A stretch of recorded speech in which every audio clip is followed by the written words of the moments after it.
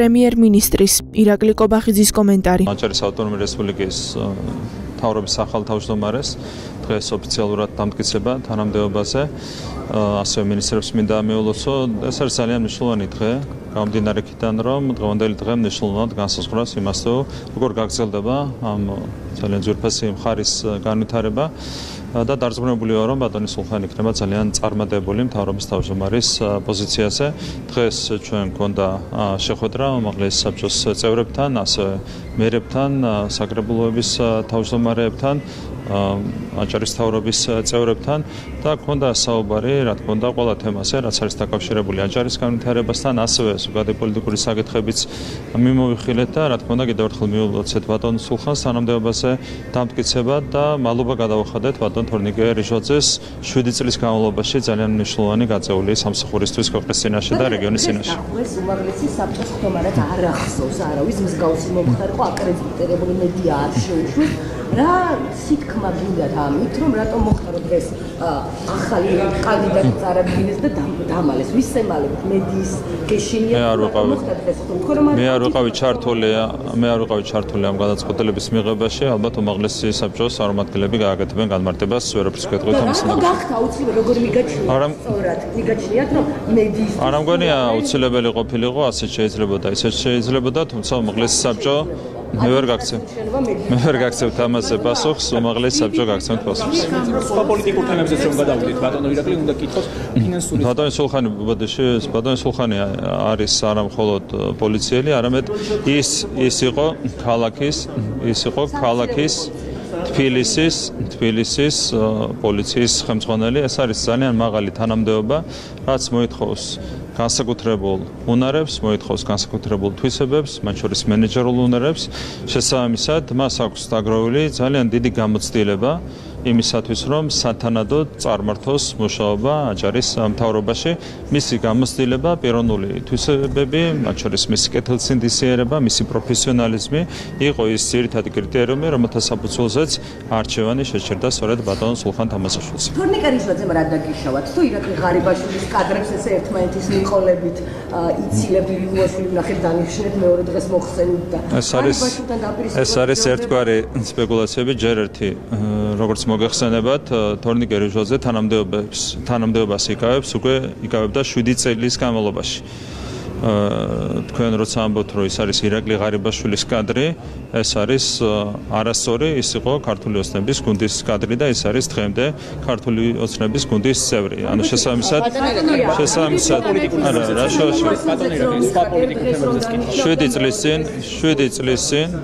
7 წლის წინ დაიკავა თანამდებობა ბატონმა თორნიკე რიჟვაძემ. ის იყო და არის ქართული ოცნების გუნდის წევრი და ჩვენთან ასე არ ხდება ხოლმე და თქვენი მხრიდანაც არასწორია კონკრეტულ ადამიანებზე, კონკრეტული თანამდებობის პირების მიმა. რაც შეეხება თორნიკე რიჟვაძეს, თუ ვინმე იყო ჩართული უშუალოდ იმ პროცესებში, რომლებიც უკავშირდებოდა 7 წლის წინ ბატონი თორნიკეს მიერ თანამდებობის დაკავებას, ერთ-ერთი პირველი ვიყავი სწორედ მე. აქედან გამომდინარე, ეს არის სერიალი სპეკულაციები. რაც შეეხება ბატონი თორნიკეს გადაწყვეტილებას, მან მიიღო ეს გადაწყვეტილება და ალბათ უმჯობესია, რომ თავად გააკეთოს თუ საჭიროდ ჩათვლის კომენტარი საკუთარ გადაწყვეტილებასთან დაკავშირებით. მე კიდევ ერთხელ მინდა მადლობა გადავუხადო თორნიკე რიჟვაძეს იმისათვის, რომ ის 7 წლის განმავლობაში პროფესიონალიზმით და ღირსებით ემსახურებოდა აჭარას მნიშვნელოვანეს მხარეს და მის განვითარებას. ირაკლი ღარიბაშვილის საგარი, ღარიბაშვილის საგარი, რატომ არ ჩანს პარტიაში? ის არის პარტიის თავმჯდომარე და ჩართულია პროცესებში. რამდენიმე კითხვა მექნება ბატონო ირაკლი, პირველ რიგში კითხავთ ფინანსური წყაროების ფონდების შენაცვლებაზე, უმრავლესობაში საუბრობენ, რომ ანაცვლებენ ამ ფონდებს, რათა გავლენა მოახდინონ სხვა ქვეყნებში არჩევნებზე. ასე მოხდა მაგალითად USAID-ის შემთხვევაში და ახლა ბრიტანეთის საგარეო უწყებამ გამოაცხადა საგრანტო პროგრამა საქართველოში. როგორ ფიქრობთ, რას ემსახურება ეს პროცესი? Deep State-მა თქვენ ნახეთ, რომ უკრაინაში ომის გახანგრძლივება დაავალა ევროპულ სტრუქტურებს, მანამდე ამერიკული სტრუქტურებიც იყო ჩართული ამ პროცესში. ეხლა თავიდან ბოლომდე ექსკლუზიურად Deep State-მა დაავალა ევროპულ სტრუქტურებს უკრაინაში ომის გახანგრძლივება. იგივე ხდება სწორედ ორგანიზაციების დაფინანსების კუთხითაც, ამერიკული ფონდებიდან აღარ ფინანსდება ასე ვთქვათ, ანტისახელმწიფოებრივი პროცესები, მათ შორის ჩვენს ქვეყანაში და სხვა ქვეყნებში და ეს ასე ვთქვათ, ტვირთის თავის თავზე აღებინეს ევროპულ სტრუქტურებს, რაც ძალიან სამწუხაროა, თუმცა თქვენ იცით, რომ მანამდე ორი ფრონტიდან გვიდევდნენ და აქაც მოახერხეთ საკუთარი ეროვნული ინტერესების დაცვა, თუ ევროპული სტრუქტურებიდან, ევროპული ბიუროკრატიის მიერ მოხდება ანტისახელმწიფოებრივი ქმედებების დაფინანსება, ამასთან დაკავშირებითაც ბუნებრივია გვექნება ჩვენი რეაგირება, ჩვენ უნდა დავიცვათ ბოლომდე ჩვენი ეროვნული ინტერესები, Deep State-ს აქვს თავისი ინტერესები, Deep State-ი ამისათვის იყენებს ევროპულ ბიუროკრატიას, თუმცა ჩვენ გვაქვს ჩვენი ეროვნული ინტერესები და ბოლომდე დავიცავთ ამ ინტერესებს.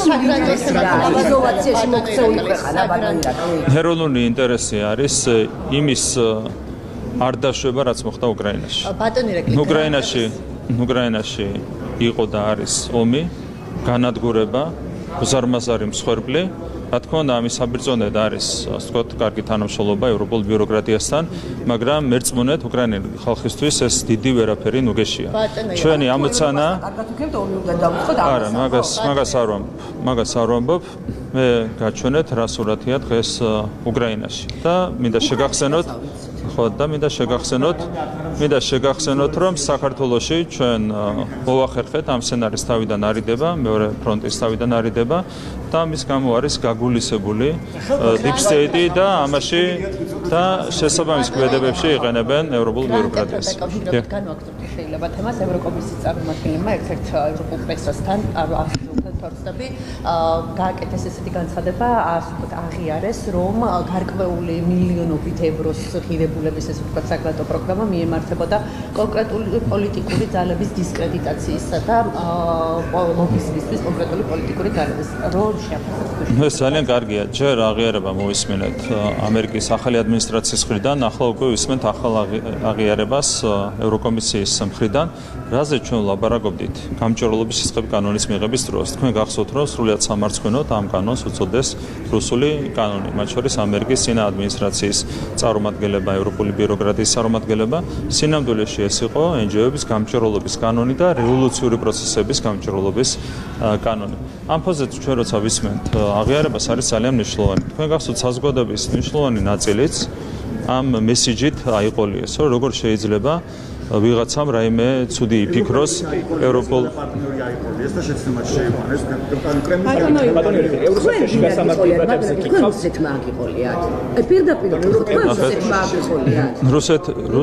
რუსეთის ინტერესი თუ სადმე გატარდა, ეს არის უკრაინაში, გამომდინარე იქიდან, რომ რუსეთმა განავრცო საკუთარი ოკუპაციის არეალი უკრაინაში 2.5-ჯერ. დღეს რუსეთს დღეს საჩან შედეგი მითხარ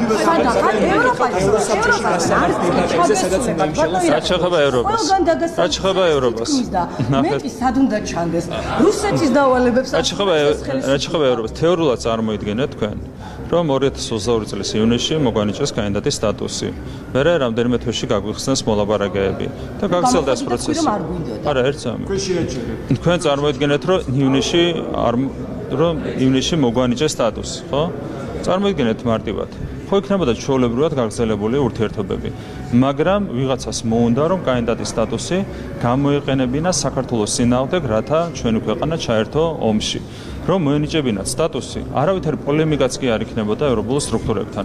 მაგრამ თქვით რომ არ გვინდოდა სტატუსი, უარი ბატონო ირაკლი. ჩვენ თქვით 2024 წლის ერთ წამს. იზოლაციაში მოგვაქცია. მაცადეთ პასუხს გავს. აი მოიცა. ესე იგი 2024 წლის 28 ნოემბერს 2024 წლის 28 ნოემბერს ჩვენ თქვით რომ ჩვენი მხრიდან აღარ დავაყენებდით დღის წესრიგში მოლაპარაკების გახსნის საკითხს. ეს რას მოყვა? ჯერ 2022 წლის ივნისში არ მოგვანიჭეს კანდიდატის სტატუსი და ამ საკითხს იყენებდნენ შანტაჟისთვის სწორედ ჩვენი შვილების წინააღმდეგ და ჩვენი მოქალაქეების წინააღმდეგ. შემდეგ წელიწად ნახევარი მაც არ მოგწონთ პასუხი, იმიტომ რომ თქვენი საწინააღმდეგო პასუხია, მაგრამ მაცადეთ. შემდეგ წელიწად ნახევრის განმავლობაში სწორედ ჩვენ მოქალაქეებს და ჩვენ შვილებს აშანტაჟებდნენ ევროპელი ბიუროკრატები, როცა არ გვანიჭებდნენ კანდიდატის სტატუსს. შემდეგ უკვე 2023 წლის დეკემბრიდან განაგრძეს ჩვენი და ჩვენი შვილების შანტაჟი, როცა არ გვიხსნიდნენ მოლაპარაკებებს. სამარცხვინოა. მოლდოვას რო უხსნი. მოლდოვას რო უხსნი. ხანია ჭორაობას ვისმით, იქნებ კონკრეტულად. ევროსაბჭოში საქართველოს შესახებ. ფაქტები გითხარით, თქვენ არ მოგწოთ. ევროპული ბიუროკრატია. კონკრეტულად. თქვენ ხო იცით ევროპული ბიუროკრატია მეც არ. ომის პარტია გიხდეთ დებატებზე რომ ევროპული ბიუროკრატია. კონკრეტულად. ევროპული ბიუროკრატია. ბახტის ვინ აშანტაჟი? ევროპული ბიუროკრატია იღებს გადაწყვეტილებებს. ევროპული ბიუროკრატია. თქვენ დაგუგლეთ და ვიკიპედიაშიც დებატებზე რომელიც უნდა ახლა დაიჭერეთ ჩვენ და ჩვენ შვილებს აშანტაჟებდა ევროპული ბიუროკრატია, როცა 2022 წლის ივნისში არ მოგვანიჭეს სტატუსი, მე წელიწადნახევარი არ მოგვანიჭეს სტატუსი და შემდეგ არ გაგვხსნეს მოლაპარაკებები. ეს მიცეს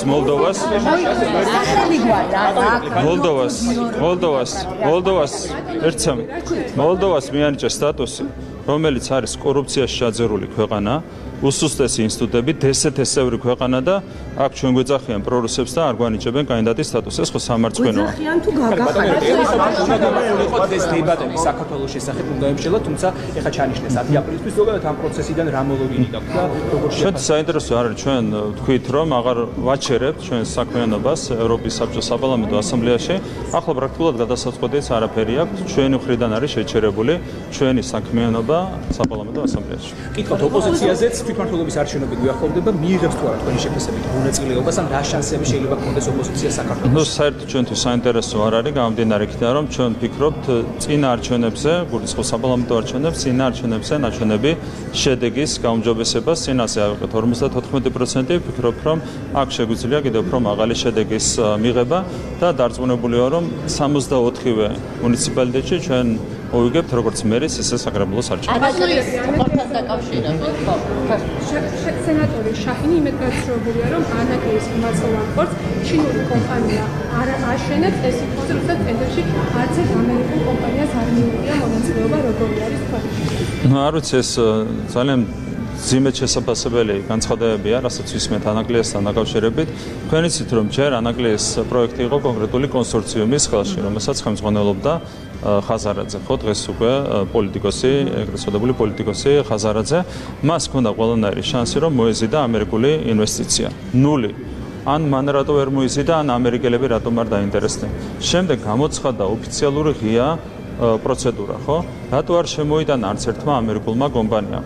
როცა ხარ ამერიკელი და არ მოგწონს ჩინური კომპანიის მონაწილეობა რაღაც პროექტში, მაშინ შემოგეტანა შენ განაცხადი. ნუ ცარიელი სპეკულაციები არ ვიცი ხარ. ეს არის Deep State-ის, ქალბატონი შაჰინიც არის Deep State-ის ერთი მორიგი, ასე ვთქვათ, თანამშრომელი და ამიტომ აკეთებს ასეთ განცხადებას.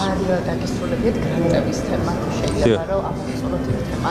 აი ევროკომისიის განცხადება. ხო, ნუ გრანტებზე არ ვიცი. კიდევ ერთხელ გავიმეორებ, რომ რასაც ჩვენ ლაპარაკობდით 3 წლის განმავლობაში, ახლა იგივეს იმეორებს ამერიკის ახალი ადმინისტრაცია და იმეორებს უკვე ევროპული კომისია, ხო? საქმე არის მარტივად. ყველამ ძალიან კარგად ვიცოდით, რომ კონკრეტული ფინანსები გამოიყოფოდა საქართველოში რევოლუციური პროცესების დასახალისებლად. ვინმე მალავს, რომ კონკრეტული ყველაზე მდიდარი NGO-ები პირდაპირ იყვნენ ჩართული რევოლუციურ პროცესებში. სცენაზე ავიდნენ 2022 წლის ივნისში, მთავრობის გადადგომა მოითხოვეს NGO-ებმა. ვინ ეკითხება NGO-ს მთავრობის ყოფნა არ ყოფნას, ხო? ეს არ არის NGO საქმე. ასეთი მოთხოვნა შეიძლება დააყენოს პოლიტიკურმა სუბიექტმა. მაგრამ არა უცხოეთიდან დაფინანსებულმა NGO-ებმა დააყენეს ასეთი მოთხოვნა. შესაბამისად, ხელის გულზე დევს ის, რომ გარე დაფინანსება გამოიყენებოდა საქართველოში რევოლუციური პროცესების დასახალისებლად, ქვეყნის ასარევად და ხელისუფლებაში კოლექტიური ნაცმოძრაობის დასაბრუნებლად. დასავლეთით თქვენ გებრძვით რუსეთის გარდა, ან კრემლი გიჭერთ ქვეყანას. და როგორ აპირებთ ბარემ განვაგრძობა? სულელურ კითხვებს უნდა დავსვათ მომავალში, თქვენთვის არის უკეთესი. ნახეთ ჩვენ როგორ მიიღეს საფრანგეთში, მას უწოდებენ ერთადერთ ლეგიტიმურ პრეზიდენტს. თქვენ როგორ აპირებთ აი ამ ფონზე ევროკავშირთან ურთიერთობას, როდესაც თქვენ ხედავთ, რომ სალომე ზურაბიშვილი არის ჩამოწერის რეჟიმში, როგორც ნებისმიერი ვადაგასული პროდუქტი და ჩამოწერის პროცესი გაგრძელდება კონკრეტული პარტიების დაუპირისპირეს უკვე სალომე ზურაბიშვილს. ვადაგასული პროდუქტი. კი, ასე შეიძლება ითქვას. რომლის პლაკატზე თქვენი ფოტო იყო გამოსახული და ხალხს ეხუწებოდით. დავეხმარეთ 2018 წელს, თუმცა მაშინ თქვენ აცხადებდით მას მოღალატეთ და როგორც კი მან სამშობლოს უღალატა მაშინ უნდა გამოაცხადეთ გმირად. არა, როგორც კი სამშობლოს უღალატა სალომე ზურაბიშვილმა, მაშინ უნდა გამოაცხადეთ გმირად, იმიტომ რომ თქვენი მედია არის ღალატის, თქვენი მედია არის ღალატის მედია. ახაც აგზელებს ღალატს.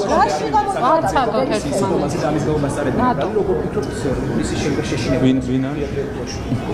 ანუ ოქროაშვილსაც არაფერი აქვს სათქმელი ისევე როგორც სხვა ადამიანებს, რომლებიც განასახიერებენ წინა რეჟიმს, შესაბამისად ბუნებრივია, რომ მათ ეშინიათ საგამოძიებო კომისიის ხდომებზე დასრება.